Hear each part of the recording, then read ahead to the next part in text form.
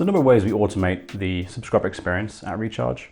For the lifecycle of a customer, we have around 9 event-based notifications. So on an automatic basis, we'll contact a subscriber, let them know about upcoming charges, if there's been an issue with a payment, if there is not a stock product.